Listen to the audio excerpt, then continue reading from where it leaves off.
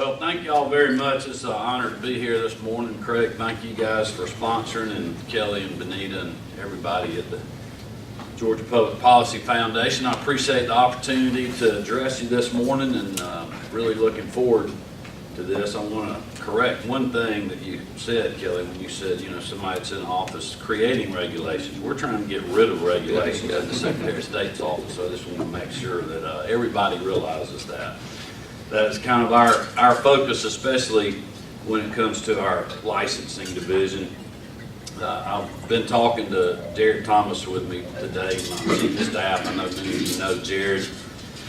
We were working on this speech, and he told me, he said, you need to go home, last night, practice your remarks and be ready. This is a smart group, very important, and I didn't do that. I watched the Hawks game. I disappoint you all today. And like all of you, I'm sure, when Paul Pierce hit that three-pointer, we weren't worried a bit. I know he knew he had it in the bag. But I do want to talk to you a little bit, obviously, about licensing, because that's the topic for today, but also just update you on other things that we're doing in the Secretary of State's office, because a lot of what we're doing in our licensing division, we're trying to do all throughout our agency, and I think it's important for people to realize that.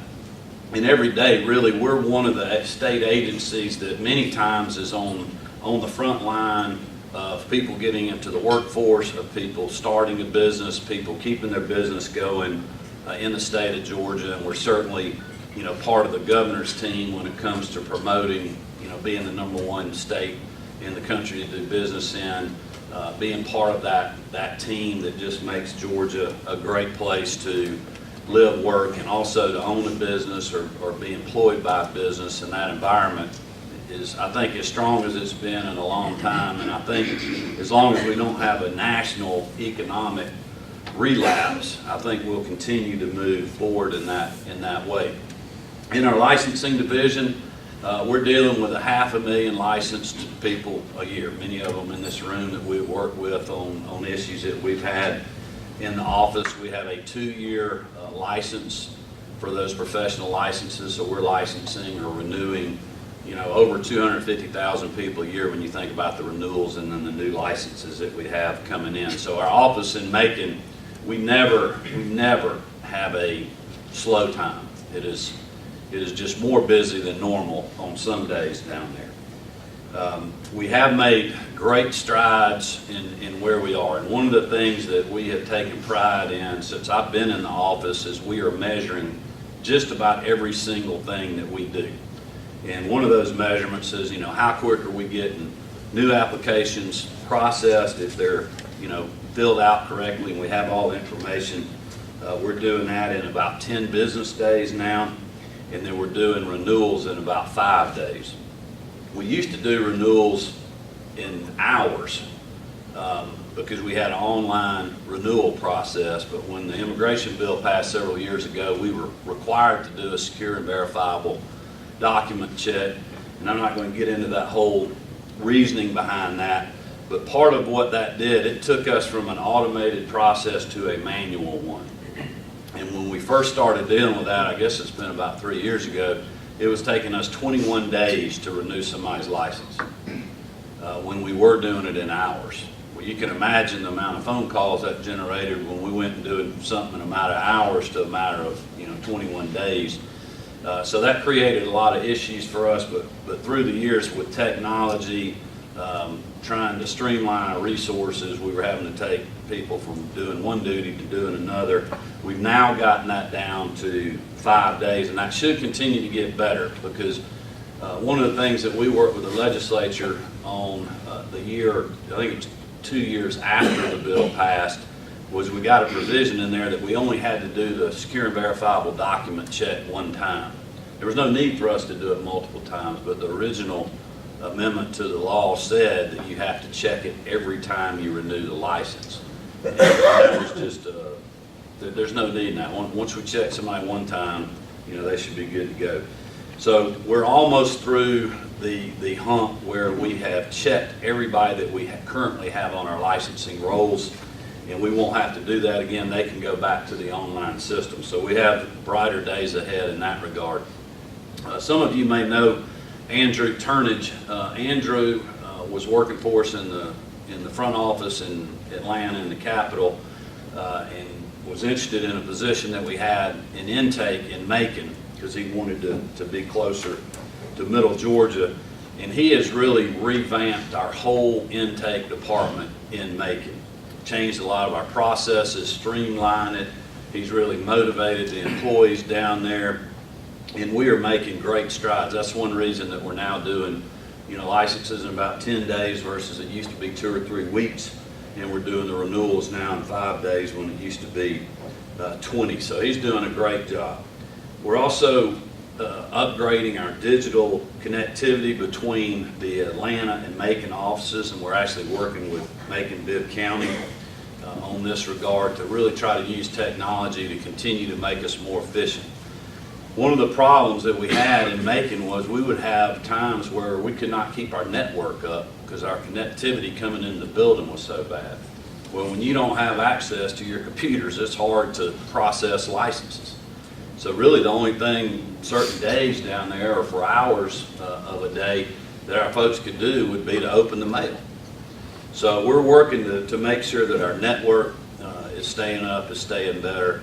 We're also changing a lot of our IT infrastructure. That was something that, because of budget cuts even before I got there in the office, had been neglected for a long time, and we've kind of redone a lot of our hardware down there. And I know that's not, sexy type stuff for government, but it is making a difference on us just being able to have our network up, to have it responding quicker where you don't, when you go from one page to another, you have that spinning. I mean, just making us a lot more efficient. And nobody really ever knows about these changes, but it's going to make a big, big difference for us. And then on the legislative side, last year and the year before, we worked with the governor's office with part of his program to help our veterans that are coming back have an easier, seamless way to get in, to get licensed, to get in the workforce. So we've worked on that. 2 years ago, we combined 2 of our nursing boards into one. And then this year, actually 2 days ago, was it yesterday? It was Tuesday. Tuesday. The governor signed a bill that combines the barber and the cosmetology board. And this has literally been 2 years worth of work trying to, work with and convince, both of these boards to say, hey, this is a good idea.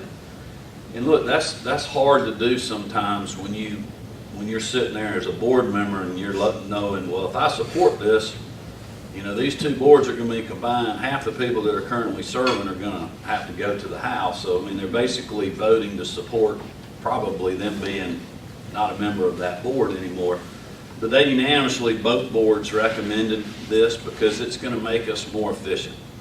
And this isn't some giant thing that you're going to see on the front page of the Atlanta paper, but it is really what we should be doing in government. It's what I said we would do in government. It's what from a Republican standpoint, we've always talked about is making government smaller and more efficient, finding ways to do things without asking for more money that will make it easier for people to get into the workforce.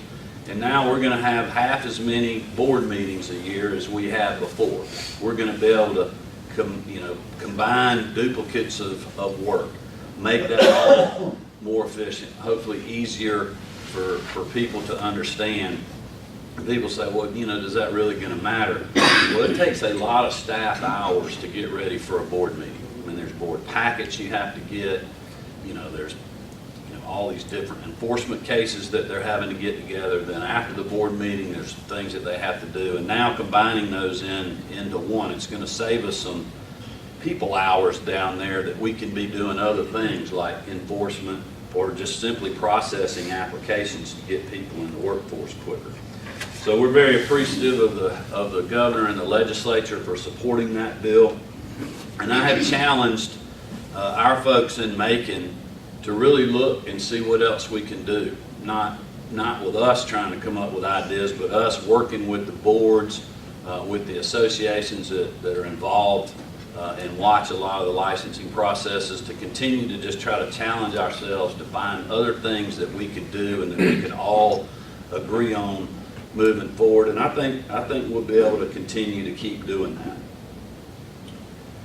On our corporation side, we've taken a lot of our ideas to really use technology in the agency to make us more efficient. That's one of the things that I campaigned on. I wanted to take the Secretary of State's office, use technology to make it the most efficient and best Secretary of State's office in the country. And we're not there yet, but we have moved the needle a lot.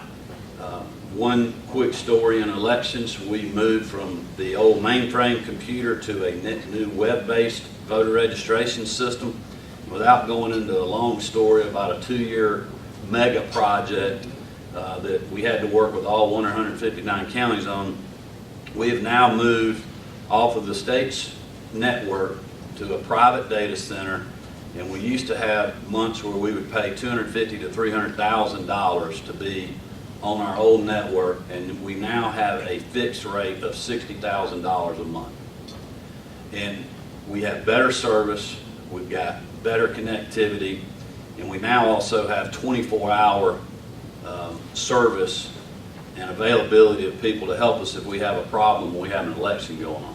And that was not the case in the future. So we're getting better service, a better system, easier for the counties to train, and it's going to save us and the counties money. So we're trying to take that use of technology and use it in other parts of the agency.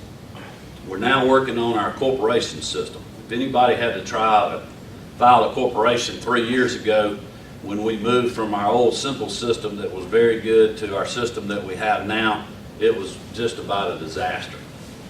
We had to make the change because our old system, while it was very easy and everybody liked it, it was 20 years old. People forget that there were weeks right before the annual registration deadline where that system actually went down for 3 or 4 days and nobody could do anything. You couldn't renew, you couldn't file a new corporation. And our vendor that was maintaining the system said, look, you're going to have to do something. One day the system's going to go down and we're not going to be able to bring it back up, and then what's going to happen? I mean, it would have gridlocked really business in Georgia. So we really only had one option at the time and no money to do anything with. And we went to this system that we have now. The transition was just not good. The vendor really did not be able to perform on what they told us they could do. But we took full responsibility for that. It was on me, it was on our agency, and we worked hard after we got through the renewal period that year to update the system, get it running right, make changes where people were having issues. And this year we filed more corporations during the annual registration period, or did more renewals than we have in the last 3 or 4 years. So we were very, very excited, and we had a great year. But we're not going to keep that system because it's not what Georgia deserves. We have done an RFP. We did a project kickoff several months ago. We're moving to a new corporations platform. So if everything goes right, when you renew your corporation next year, it's going to be the best and easiest system to use in the country. And one of the things that we're going to be able to do, if you would like, we're going to be able to send you a text message to your mobile phone and ask you the question, do you want to file your annual registration? And if you say yes, it will, basically bring up the entity or entities and say, is this the entity? Yes. And then the next button is going to be how you want to pay. I mean, it's going to be that easy that people can do it probably while they're at a stoplight, even though they shouldn't do that. But that's what I have told our folks. I've been reading a book by one of the managing partners of Alvarez and Marcel, which is a worldwide consulting firm. They have an office here in Atlanta. And he was at Amazon and worked on a lot of their big projects. And one of the things he was talking about was when Amazon got started, Jeff Bezos said, look, we're going to make it very hard for anybody to find our customer service number. And we're not going to have a big call center. And everybody thought he was crazy. They're like, how are you going to do that? People are going to be furious. They're not going to be able to get us on the phone to ask us a question. And he goes, well, our systems are going to be so easy and so simple that everybody's going to be able to find the answer they want, on our website. Or either it's going to be so easy they're not going to have any questions for us. And that's their philosophy. And that's what I've told our folks with our corporation system. I said, I want a system so simple that even I could get on there and file it. And I told them, I want to make sure we're incorporating everything that our customers have wanted and complained about over the last few years. But I told them, I said, I don't want to be involved in anything until you get it ready to test. And I want to come in there and I want to be able to file a corporation. And if I have to ask anybody a question, we're going back to the drawing board. So we've also got a good user group of folks that have given us ideas over the years that we should do, and we're going to let them mess with it too, so we can really incorporate and have a very user-friendly system. So I'm really, really excited about that and looking forward to that. Another thing that we do, speaking of regulations, is we regulate securities in the agency. Part of our job is to make sure that we're protecting Georgians from financial fraud, but we also have a different philosophy from a lot of securities regulators around the country, and that is to look at ways that we can help businesses grow and investment and opportunity for entrepreneurs grow in Georgia. And I'm going to talk about that in just a little while. In elections, our 2004 election cycle was very busy. I'm sure that you all remember how busy it was reading about us in the Atlanta paper leading up to the election. But literally, even after all of that rhetoric that was in the paper, I felt like this statewide election was the best and smoothest election that we've had in Georgia since I've got in office in 2010. The counties performed great, even Fulton County. We didn't have any major problems the whole time through absentee voting, our military and overseas voting, our in-person early voting on election day. All these horror stories that were in the paper about, these people are going to show up at the polls and not be able to vote. I mean, we just did not have any of those issues. And I didn't feel like we would, but you never know until you get to that day. So we were very pleased with that. For the first time ever, another way that we have used technology, Georgians can now register to vote online. And this is something that we had to work for a couple of years to get passed through the legislature. But this is really has moved the needle for the Secretary of State's office. And a lot of people were concerned about online voter registration. This is not online voting, but online voter registration. And you can only do it if you have a Georgia driver's license. And that's why when we roll this out, we called it secure online voter registration. Because if you think about what was going on before the election with the New Georgia Project, all those problems, all the missing 40,000, 84,000, 59,000 that we got sued over, whatever the number was that they were throwing out. With online voter registration, you don't have any of those problems. If that group had used online voter registration, they would have been forced to fill out the online process correctly, or they would have got an error message saying you're missing information to process this voter registration form. When you do it online, if you have a driver's license, as long as you put the information in the system exactly like it's on your driver's license, it will register you to vote automatically. It's pre-populated in the county's dashboard. All they have to do is pull that record up and the system notifies them that it's there, hit submit, and it automatically goes into the system. There's no way that you could have human error. Whereas the paper registrations that we were getting from these different groups, the reason we couldn't register a lot of these people is we were missing key information, like somebody's name, their address, their birth date, so we couldn't verify that they were of legal voting age, and other key information like that. And you just wouldn't have that problem if you used the online system. The other good thing is if people are registering to vote with their driver's license, then you know that they have been through the citizenship check requirement per Georgia law that you have to go through to get your driver's license. Their age has been verified. We have, obviously a picture of them because they're getting a driver's license, so they got a photo ID, and then we have their electronic signature on file. So it is a more secure way to do voter registration, but it also makes a lot of economic sense. It saves money for us and the counties. you wouldn't imagine how many hundreds of thousands of voter registration forms that we give out in a presidential election year.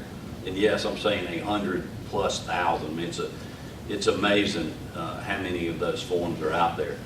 So you think about mailing cost, printing cost, you know, the human resources that it takes in the county elections office when, let's say, a high school does a voter registration drive, they send in 75 paper applications. Well, somebody in that county office has to sit down and type in every one of those paper applications into the system. Well, if it's done online, you don't have that work.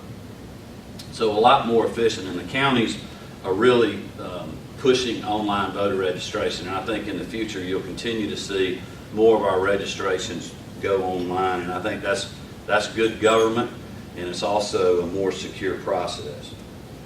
We also were, I believe, I'm safe in saying this, that we were the first state in the country to have an app, a free mobile app for your phone. You search under GA Votes if you don't have it, that actually had the ability, where you could register to vote, and then also have the state's My Voter page on there. I know many of you probably use the MVP system that's on our website, where you put your first initial, last name, date of birth, the county where you live, and it pulls up all your individualized voting information, you know, where your precinct is, who your elected officials are.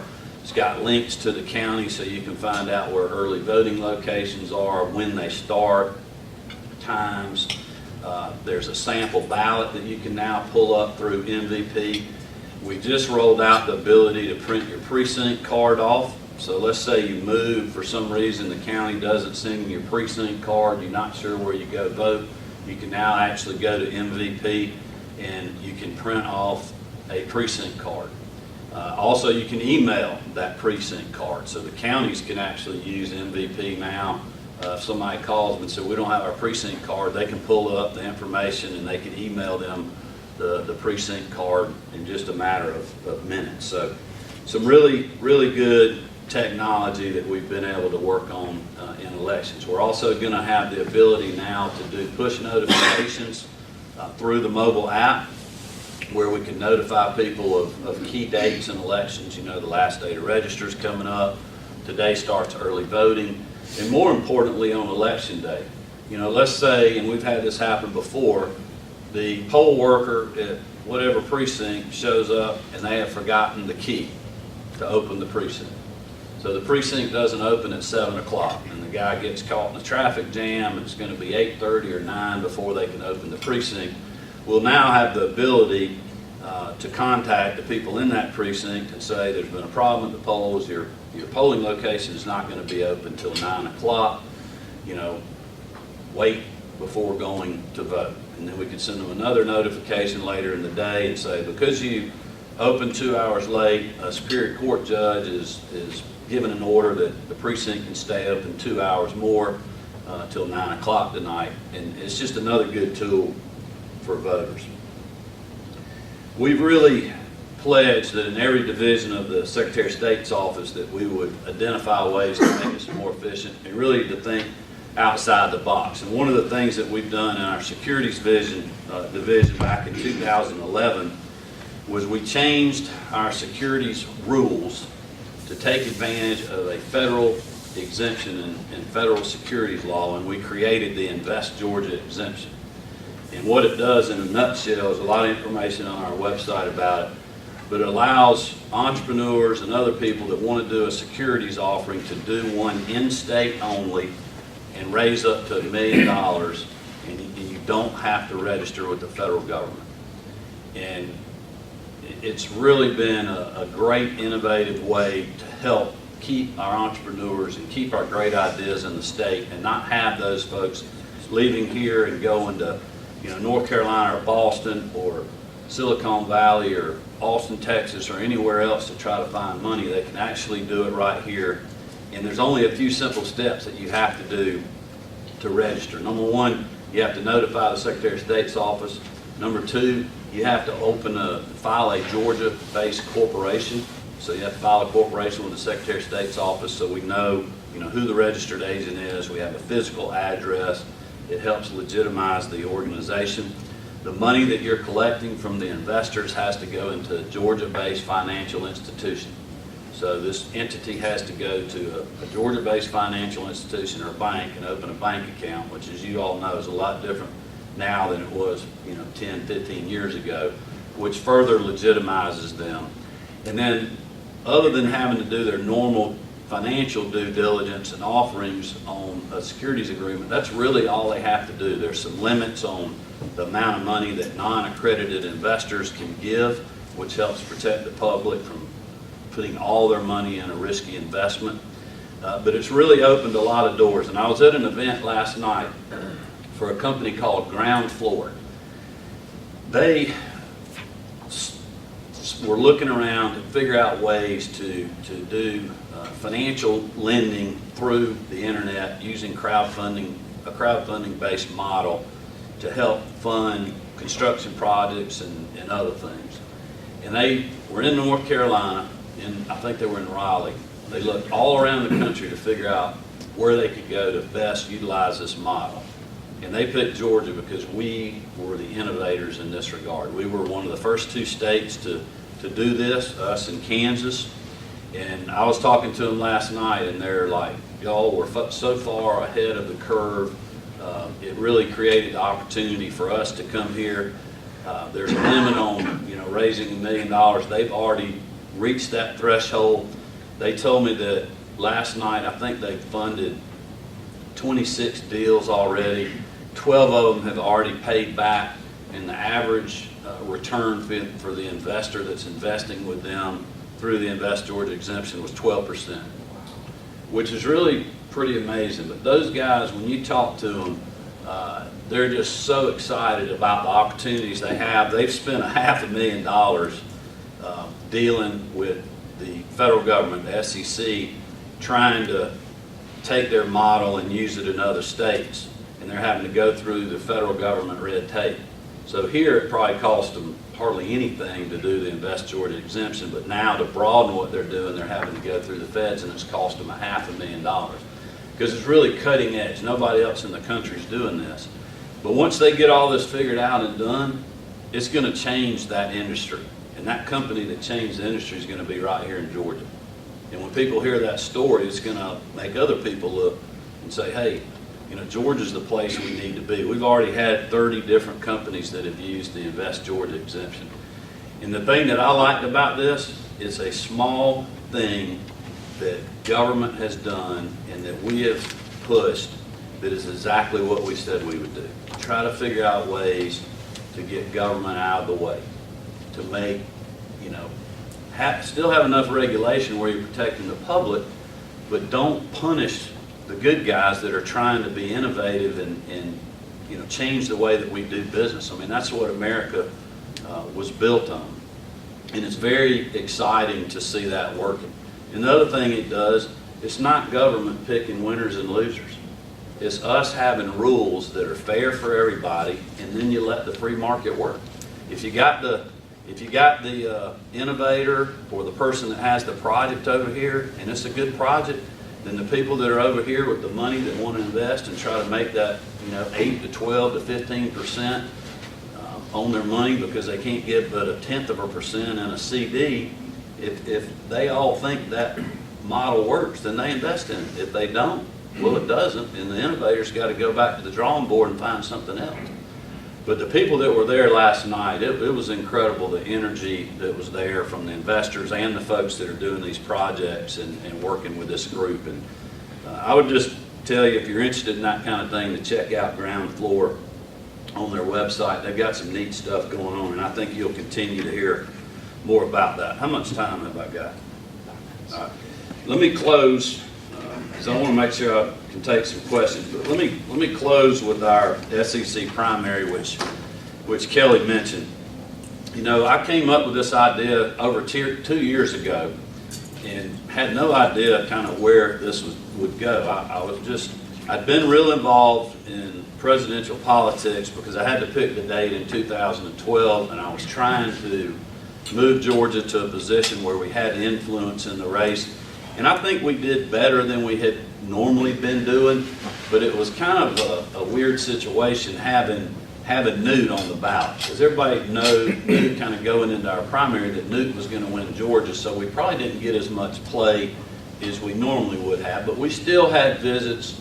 You know, Newt did a bus tour here. I went to one of his events because I'd never been to a presidential event before, and it was really cool going up there and seeing, you know, all the CNN, Fox News, you know, trucks up there and him talking to everybody and answering questions, and, you know, they're playing the patriotic music. It was just it was an experience I've never been able to have before, and that's really what I was after, was making sure that all Georgians, if they wanted to, could participate in the process. And it didn't matter if they were Republicans or Democrats. You know, this is going to be good for everybody.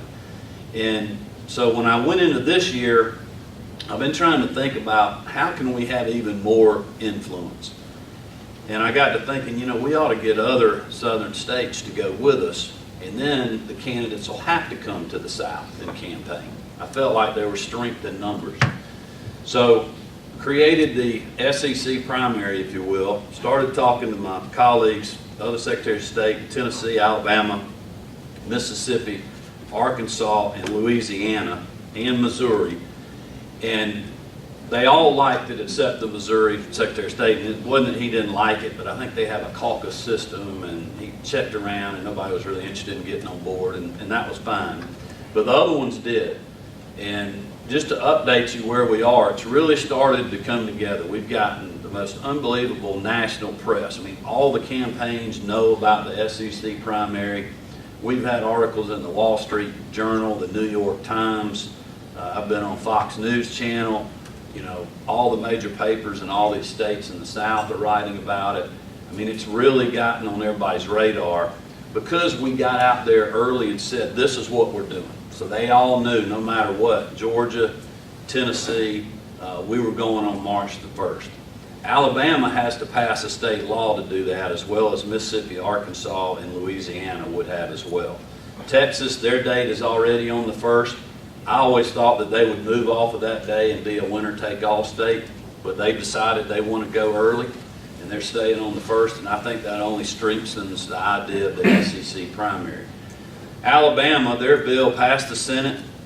It had so much support that actually there was a Democrat carrying the bill in a Republican-controlled legislature, and the bill was put on the consent calendar in the House, meaning that, you know, it's just really a symbolic vote, no debate or anything.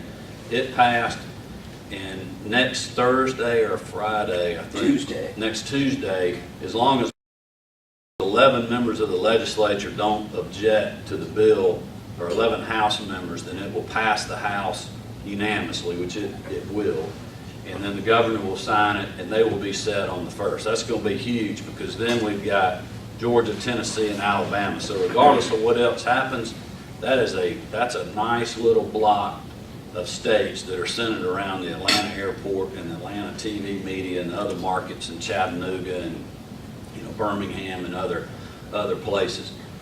There was also a TV news report this week that in Arkansas the governor's having a special session. I believe it starts on the 26th of this month. They've got to vote on some sort of economic development bond that they're working on for a big project there. And he's saying that he's going to include the SEC primary bill in their special election, which leads you to believe that that bill will pass. So we'll then have Georgia, Tennessee, Alabama, Arkansas, and Texas. Virginia I haven't talked much about, but their date is currently on March 1st as well. So we're just going to automatically include them, even though they're not a part of the SEC. We don't want to be exclusive and discriminate against any other states. And then in North Carolina, I think there's an opportunity we may could get North Carolina. They have a so-called cantankerous state senator that's like, they have a bill to move their date to the 8th. And this guy wants to just say, you know, forget it, let's break all the rules, let's move up and go early and have influence. And so there's a big fight out there, and he's holding their bill up. And I emailed him and I said, Senator, I know what you're talking about. I've actually considered breaking the rules and making Georgia go ahead, but then you get penalized, you lose delegates to the convention, and then people like Scott Johnson and Buzz get mad at me because I did that. And it's just not, I've learned that I think the best way to have influence instead of doing something like that is to team up with other states and have influence that way. and have the South be a player in the elections and give everybody an opportunity to participate. And I basically told him that, and I said, you know, as you're moving along, if you're not going to win your battle to move up, why don't you hold out and make those guys change from the 8th to the 1st and go with the rest of the South, and it'll give us even more influence. And he emailed me back and he said, you know, thanks for your suggestion, I'll stay in touch. So I don't know what they'll do. But look, at least it's on his radar, and you never know. You know, this has been 3 or 4 weeks ago. You know, he may be reading the same articles that we're reading going, you know, that may not be such a bad idea to think about. And he may be reading that, you know, this weekend, well, actually tomorrow, that Chris Christie's going to be doing a breakfast in Athens at the Republican Party convention. And at 3 o'clock, Marco Rubio is going to address the convention right after it opens. And then at the dinner Friday night at the Classic Center, Ted Cruz is going to address the convention. You know, there was a story this week that Eric Erickson's doing an event with Red State in Atlanta August 7th and 8th, and Jeb Bush is going to skip the Iowa straw poll and appear in Georgia at the Red State event, along with, I can't remember the other candidates. I know Carly Fiorina is going to be there. I think Scott Walker is going to be there, and Rand Paul is going to be there. And when you include all of them, we've also had Mike Huckabee that's come through the Capitol and has met with people. Carly Fiorina did a lunch. Some of you that are involved in the Kemp Capital Club may have come to that, but she was awesome. I mean, she spoke for 20 or 30 minutes. She took questions from people, and that was exactly what I'm wanting for folks. Just give them the opportunity to see what these candidates stand for, and then on the flip side of that, they're forced to learn what's going on in Georgia. Who's ever heard of ethanol subsidies? Well, we all know why you've heard of ethanol subsidies, because the race starts in Iowa. And that's where all the ethanol plants are, and that's where all the corn is, or at least the most of it. Well, my goal in all of this is to make sure that after the SEC primary is over with, they're going to know about the great things that we got going on in the South, and in Georgia especially, but certainly the rest of the South. You know, why is automobile manufacturing moving to Georgia and the South? You know, why is our port growing so fast? Why do we have the busiest airport in the world? You know, do you realize that by far the #1 industry in the state of Georgia is agriculture? What opportunities do we have? You know, we need the presidential candidates to know that, because that's going to give us more influence on what they're doing in D.C. And then it also gives our people opportunities to be involved in those campaigns and have influence not only today, but in the coming years. There's going to be some people that pick the right horse in this race, whether it's Hillary Clinton or Jeb Bush or Ted Cruz or, you know, Marco Rubio, whoever it is, and hopefully those people will have influence with whoever the next president is, and that will also be good for Georgia. And that was what my goal was with the SEC primary, and it's like Jim Galloway said in his piece in the Atlanta paper today. When I was talking to him yesterday, Jared and I were in there, and he said, it seems like things are really coming together. And I knocked 3 times on my wooden table, and I said, you know, there's still a lot that could go wrong here, but I said, it really feels like things are moving in the right direction. And there's a lot that we can't control.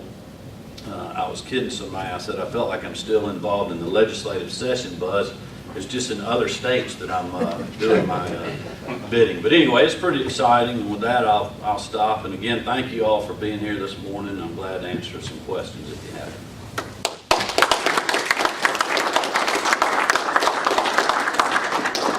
Time for a couple questions. Dave? We're all still smarting from Volvo's decision to go to South Carolina. Are there any regulatory issues you're aware of that were part of their decision, or any recommendations you make? Yeah, you know, to make that not happen next time?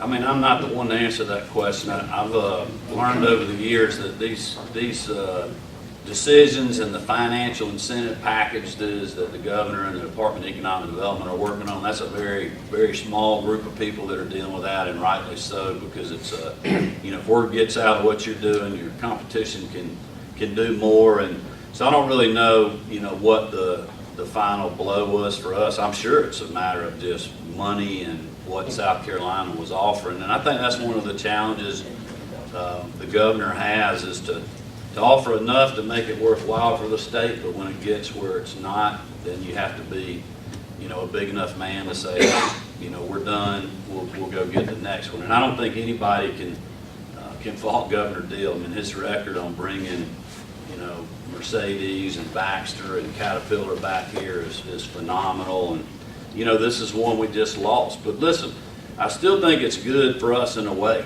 I mean, it's in South Carolina. You know, it's going to be good for the whole region, and we have to have that view. I mean, we obviously want to get the deals in our state, but like if you look at Kia, you know, you got Kia in Georgia, but there's a bunch of satellite plants in Alabama, and then you got Hyundai, I think, is in Alabama.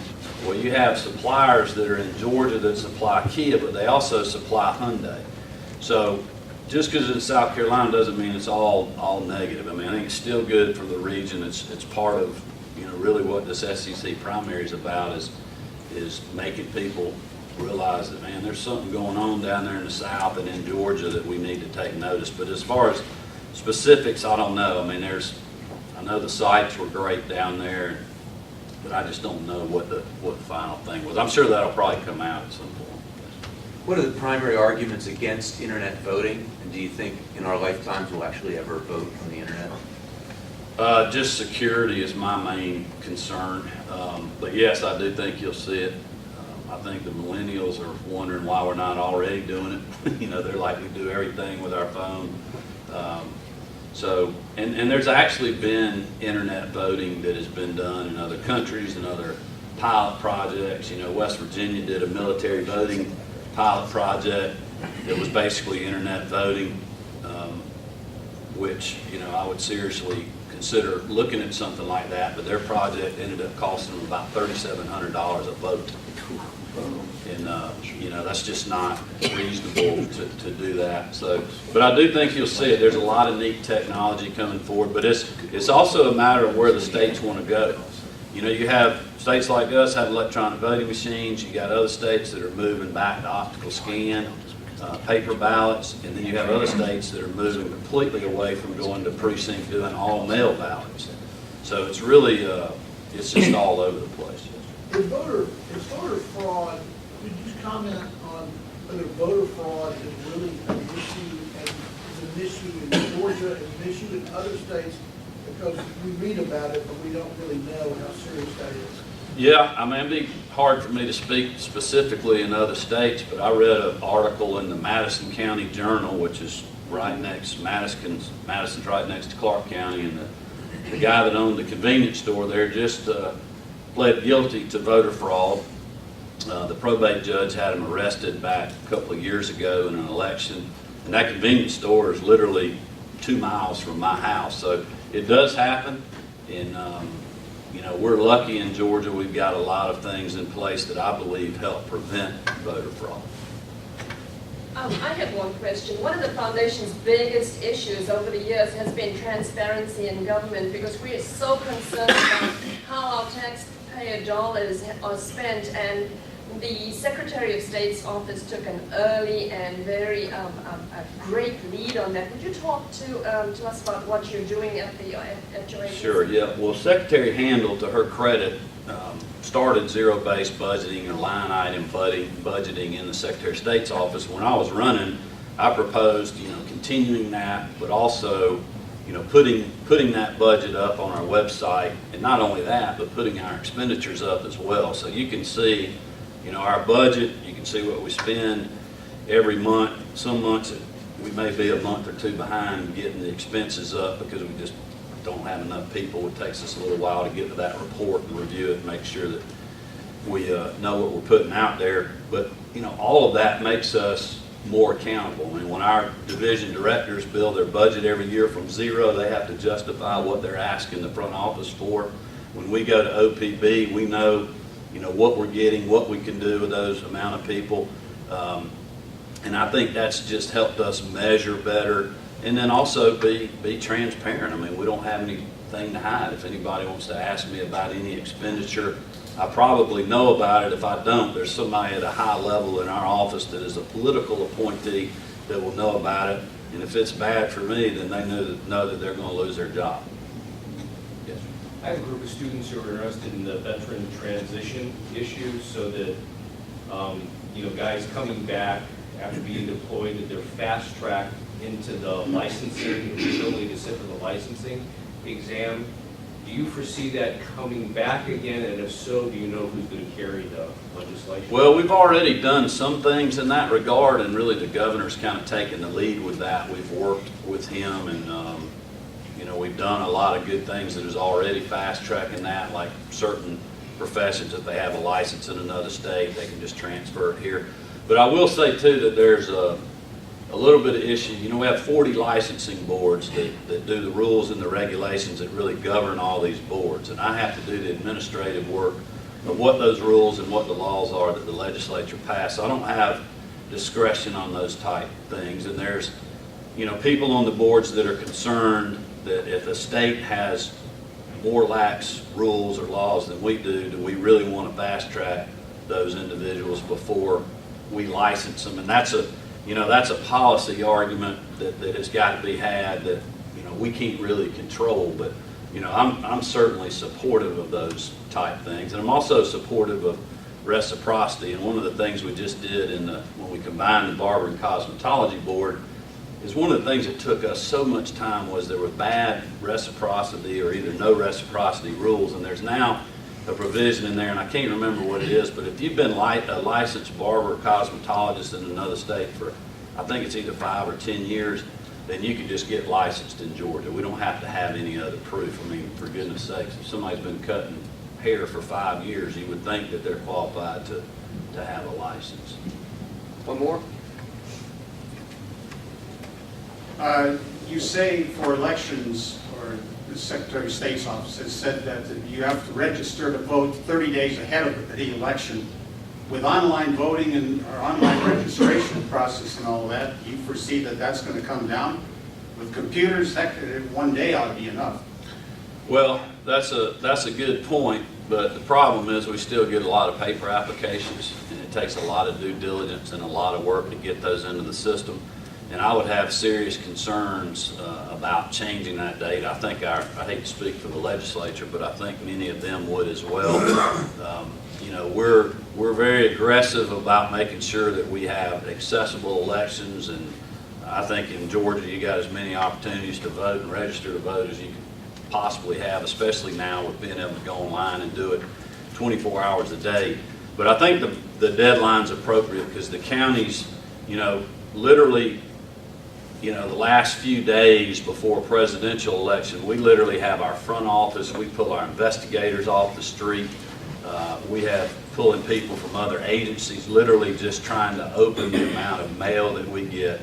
And this is just us. This isn't counting what comes into the counties, sorting all that mail by county, then turning around having to send it out to the counties, and then they've all got to hand input those into the system. So, we want to make sure that who they're putting in there meets the qualifications and it's done properly. And I believe that the 30-day deadline is appropriate, and I don't really see that changing. I've got one last question.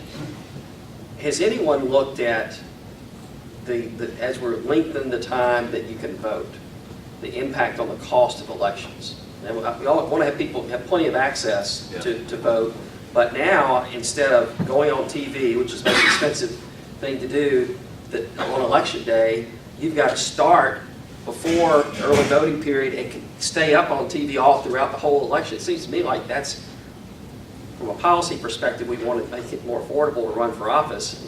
That's going in the opposite direction. Anyone looked at that? Oh, I'm sure, everybody's kind of trying to figure out what are you going to do in that regard. And I hate to try to be a political consultant and answer that question because that's probably better posed to somebody else. But I will tell you, kind of on the flip side of that, what the counties are doing is a lot of the counties are shifting what they do because of early voting. As they've seen more people have early voting, you're starting to see more counties that are consolidating precincts because they don't need as many precincts on election day. And if you think about early voting, even in big counties like Fulton, you may have 10 or 12 precincts open. Somewhere like Gwinnett, you may have 4. But then on election day in Fulton, they have over 300 or whatever it is, 400. I mean, it's ridiculous. There's too many precincts, which causes a lot of problems because you don't get qualified poll managers and poll workers. In my belief, if you consolidated, you could have better help doing more work. But that's just my personal opinion. But the counties are shifting more resources to early voting to make sure that the process is still easy and quick because they have less people voting on election day, which certainly that's going to change how people spend money.